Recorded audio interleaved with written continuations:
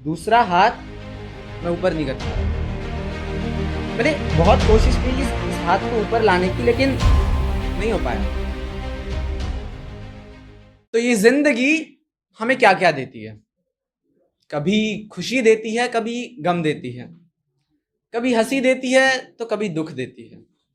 कभी किसी पराये को अपना कर देती है, कभी किसी अपने को पराया भी कर देती है। लेकिन एक चीज़ जो ज़िंदगी हम सबको देती है, वो है घाव। कुछ ऐसे घाव जो दिखाई देते हैं और कुछ ऐसे घाव जो दिखाई नहीं देते। और यकीन मानो, जो घाव दिखाई नहीं देते वही घाव सबसे ज्यादा दुखते हैं। जिंदगी एक तरफ है और वक्त एक तरफ। ये वक्त वो है जो जिंदगी के दिए हर घाव को हौले हौले आहिस्ता आहिस्ता भर देता है, लेकिन एक निशान छोड़ जाता है, ताकि हम जिंदगी के उस वक्त को याद कर सके जब जिंदगी ने हमें घाव दिया था। घाव, जख्म और घाव की खास बात यह है कि हम जख्मों को तो हम दूसरों से तो छुपा सकते हैं, लेकिन खुद से नहीं। मैं आपसे पूछता हूं, कब और कहां घाव दिया है वक्त ने आप पर? कब और कहां घाव दिया है वक्त ने आप पर? वो घाव कहीं भी हो सकता है, दिल पर, शरीर पर या दिमाग पर। तो मैं उस वक्त प्लेग्राउंड में जाता था, बचपन में पार्क में खेलता था, कि एक दिन मुझे पार्क का ग्राउंड थोड़ा छोटा दिखाई देने लगा। तो मैं अपनी घर की छत पे जाकर खेलने लग गया। खेलते खेलते खेल रहा था, पता नहीं कौन सा खेल था जिसमें मेरा पांव गलती से फिसल गया और मैं जमीन पर आ गिरा। 1 मिनट तो जमीन पर ही रहा, लेकिन फिर सोचा उठ जाता हूं। वो कहते हैं ना कि कभी कभी गिरना भी अच्छा है दोस्तों, अपनों का पता चलता है। तो मैं उठा और मैंने सबसे पहले ये देखा कि चोट तो नहीं लगी। और वो कहते हैं ना, जब खुदा मेहरबान तो गधा पहलवान। तो मुझे कोई खरोंच नहीं आई, और बट मेरी कपड़े में मिट्टी बहुत लग गई थी। तो जब मैंने अपने कपड़ों को झाड़ने के लिए अपने हाथ ऊपर किए, तो मुझे रियलाइज हुआ कि मेरा सिर्फ एक ही हाथ ऊपर हुआ है। दूसरा हाथ मैं ऊपर नहीं कर पा रहा। मैंने बहुत कोशिश की इस हाथ को ऊपर लाने की, लेकिन नहीं हो पाया। फिर मैंने सोचा कि शायद कुछ नस का कुछ प्रॉब्लम होगा, शायद कुछ नस चटक गई होगी। मैंने इस हाथ को ऊपर किया और छोड़ा तो ये वापस गिर गया। इस कोहनी से नीचे मेरे हाथ पे मेरा कोई कंट्रोल नहीं था।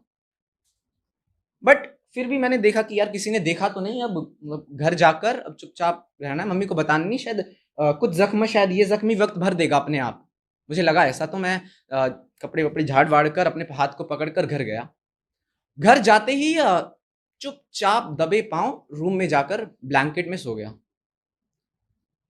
वो पहली शाम थी मेरे घर में जहां पर मैं शांत था।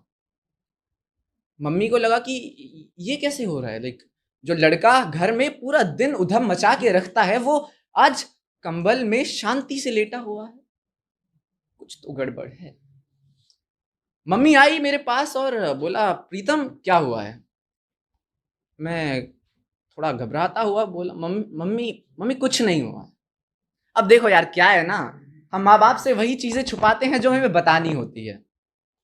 मम्मी ने थोड़ा और पूछा, थोड़े प्यार से पूछा, और मैं बता दिया कि मम्मी यार ये हाथ है ना, ये हाथ अभी उठ नहीं रहा। सिर्फ फिंगर्स मूव हो रही हैं, ये हाथ अभी उठ नहीं पा रहा। ये ऐसे पकड़ रहा हूं तो ये नीचे जा रहा है। मम्मी घबरा गई। मम्मी ने पापा को कॉल किया। पापा मम्मी आए, हम क्लिनिक गए, एक्सरे निकाला, और डॉक्टर्स ने पापा मम्मी को बताया कि मेरी जो एल्बो है, जहाँ पर ये जॉइंट होता है, ये जॉइंट पूरा टूट चुका है। अभी इस एल्बो के नीचे मेरे हाथ का कोई कंट्रोल नहीं हुआ है, एंड जल्दी से जल्दी मुझे ऑपरेशन करना पड़ेगा इस एल्बो का।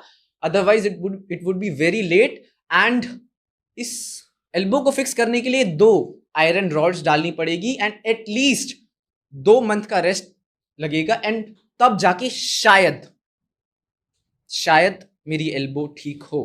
अदरवाइज मेरे को ऐसी ही एल्बो के साथ अपना जीवन बिताना पड़ेगा। वक्त गुजरा, ऑपरेशन हुआ, रॉड्स डली, 2 महीने तक हाथ में रॉड्स थी। एग्ज़ाम भी एक हाथ में प्लास्टर, एक हाथ में कलम, लिख रहा था। 2 महीने गुजरे, प्लास्टर निकला। अब डॉक्टर ने बोला कि प्लास्टर तो निकल गया है, हड्डी भी जुड़ गई है, बट अभी भी चांस बहुत कम है कि शायद इसकी एल्बो ठीक हो, शायद यह वैसी की वैसी रहे। एक जैसे ये पहले फंक्शन कर पा रहे थे, शायद ना करे, और जितनी एक्टिविटीज ये पहले करता था शायद ना कर सके। डॉक्टर्स ने रॉड्स निकाली, प्लास्टर खोला एंड बोला कि हल्की हल्की एक्सरसाइज करवाओ और लेट्स होप सो ये ठीक हो जाए, बट लेट्स होप सो बस। मम्मी ने भी ठान लिया कि ये जो डॉक्टर है इसको मुझे गलत प्रूव करना है। कहते हैं ना, सचमुच यार माँ जादूगर होती है यार।